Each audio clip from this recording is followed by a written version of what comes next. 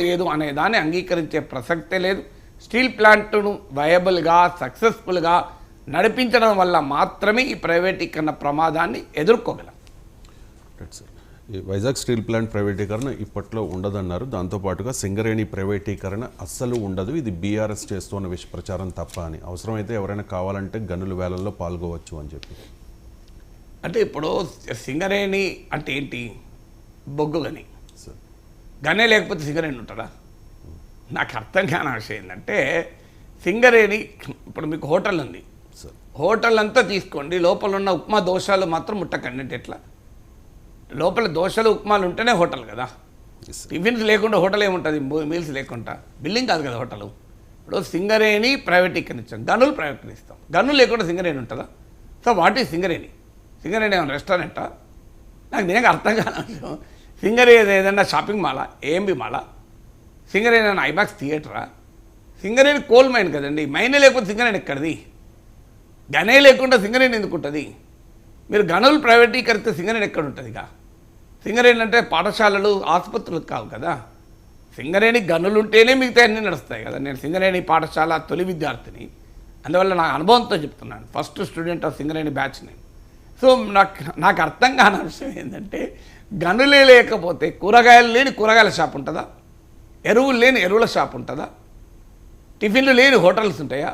Food items లేని? నాకు అర్థం కాదు. సినిమాలు ప్రదర్శించిన సినిమా థియేటర్ ఉంటుందా? గనులు లేని సింగరేణి ఉంటుందా అండి? గనులు మాత్రం ప్రైవేటీకరిస్తున్నాం, సింగరేణి కాదంటే నాకు అర్థం కాని అంశం ఇప్పటికీ.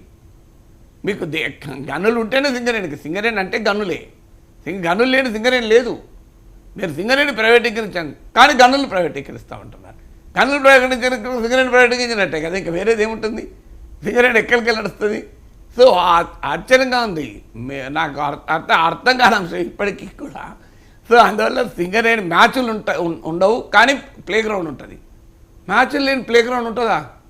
మ్యాచ్లు ఉంటే ప్లే గ్రౌండ్ ఉంటుంది. ప్లే గ్రౌండ్లో వాకింగ్ చేయొచ్చు, యోగా చేసుకోవచ్చు.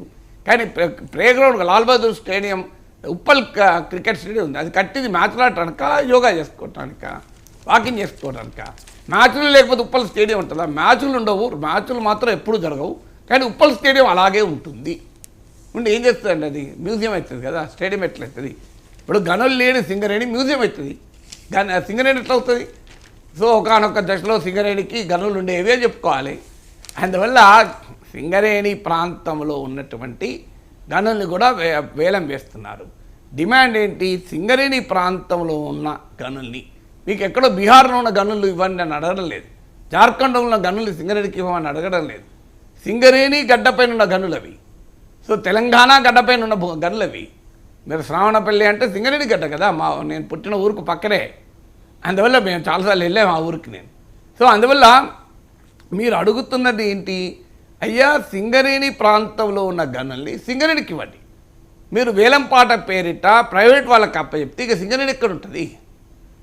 అక్కడైతే వేరే ఇప్పుడు సింగరేణి బొగ్గు కానీ పాత బొగ్గు అని మూతపడి ఉంటుంది, పక్కన అదాని బొగ్గు అని ఉంటుందా? సింగరేణి బొగ్గు అని మూతపడి అదాని బొగ్గు అని పక్కనే ఉంటుందా? ఇక సింగరేణి ఎక్కడ ఉంటుంది?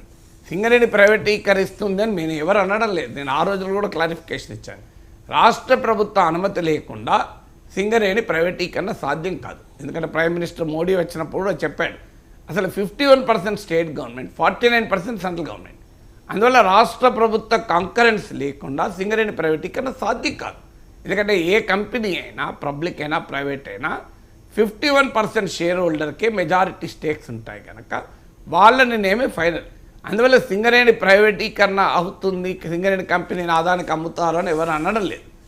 అనడం ఏంటి అంటే సింగరేణికి కీలకమైన గనులు లేకుండా చేస్తే, గనుల్ని ప్రైవేటీకరిస్తే సింగరేణి ప్రైవేటీకరించినట్లే. సింగరేణి గనులు లేని సింగరేణి లేదు, బొగ్గు లేని సింగరేణి లేదు. బొగ్గు మాత్రం ఉండదు, సింగరేణి ఉంటుంది అంటే ఏం చేస్తుంది సింగరేణి? బొగ్గు లెక్క చపాతీలు చేసుకుని బతుకుతుందా Singareni? Singareni Collieries India Limited, Singareni Collieries బొగ్గు చపాతీలు తయారు చేసి పరోటాలు తయారు చేసి అమ్ముకుంటుందా? సింగరేణి పనే బొగ్గు గను ఉండాలి, అలాగే బొగ్గు తీయాలి కదా. బొగ్గే గనే లేనప్పుడు, బొగ్గే తీసే పనే లేనప్పుడు సింగరేణి ఎక్కడ ఉంటుందిగా? సో ఈ ప్రశ్నకు ఆన్సర్ చెప్పాలి కదా. ఇక బయ్యారం స్టీల్ ప్లాంట్ డిమాండ్ కూడా ఇప్పటి నుంచో ఉంది సార్, కానీ